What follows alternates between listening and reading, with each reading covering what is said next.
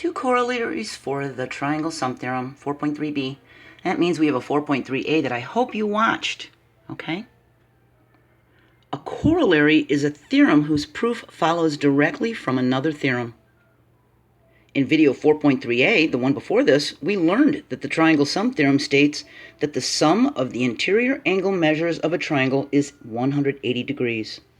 So here we have a triangle. It has vertices A, B, and C. If we add the measure of A, B, and C, it'll equal 180 degrees. So we have 30 and 70, that would be 100, plus the 80, that would be 180. So that was the triangle sum theorem. So that brings us to two corollaries. 4.3.2 says the acute angles of a right triangle are complementary. Well, that totally makes sense. If this is a 90-degree corner here, vertex, because it's a right triangle, and they're all supposed to be 180, well, 90 plus 90 makes 180, so these two must total 90 degrees. They must be complementary. So the measure of angle D plus the measure of angle E is equal to 90 degrees. And our other corollary says the measure of each angle of an equiangular triangle is 60 degrees. Well, that makes sense from the triangle sum theorem, doesn't it? If it's 180 degrees and all three angles are identical, they all equal each other, we could do 180 divided by 3. That's 60 degrees. The proof of these corollaries followed directly from the triangle sum theorem. So let's take a look at this. One of the acute angles in a right triangle measures 22.9 degrees. So what's the measure of the other acute angle? So it is a right triangle.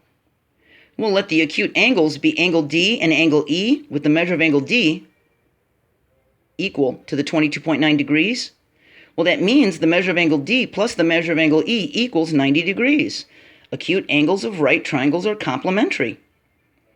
We can substitute 22.9 for the measure of angle D, and we can solve for the measure of angle E by subtracting 22.9 from both sides of the equation, and we're left with the measure of angle E is equal to 67.1 degrees. And the measures of one of the acute angles in a right triangle is given. What is the measure of the other acute angle? So if we're given the first acute angle is 63.7 degrees, and it's a right triangle, well, according to the corollary 4.3.2, the two angles should equal 90 degrees. They should be complementary. So we could do 90 minus 63.7 and get 26.3 degrees. What if the first angle that's given is x degrees?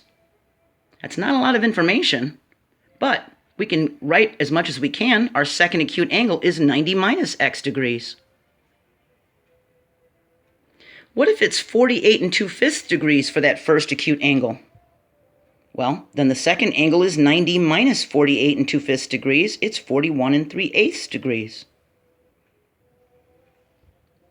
Now let's look at this diagram here. We need to find the measure of angle C. It's a right triangle, so we can use corollary 4.3.2. We know that this and this should equal 90 degrees. We can set the measure of angle B plus the measure of angle C equals 90 degrees. We can say 6x minus 1 plus the 7x equals 90 degrees. And just solve for x. We can add a 1 to both sides of the equation to get rid of this minus 1, make a zero pair. We have 6x plus 7x equals 91. We add the like terms and get 13x equals 91. We divide both sides by the coefficient for x, the 13, and 91 divided by 13 is a 7. We have x equals 7. Now we can substitute that 7 in to that expression. Find the measure of angle C. 6x minus 1 would be 6 times 7 minus 1, which would be 42 minus 1, which would be 41 degrees. And x equals 7. That means 7 times 7 is 49, so we have 41 plus 49. Yeah, that's 90 degrees. It worked. Okay? Our next lesson is exterior angles theorem and third angles theorem. That's 4.3c. So we're going to be talking about exterior angles. They could be very helpful when we need to find angle measures. Okay? I hope you're having a great day, and I'll see you next time. Hit the like button. Bye.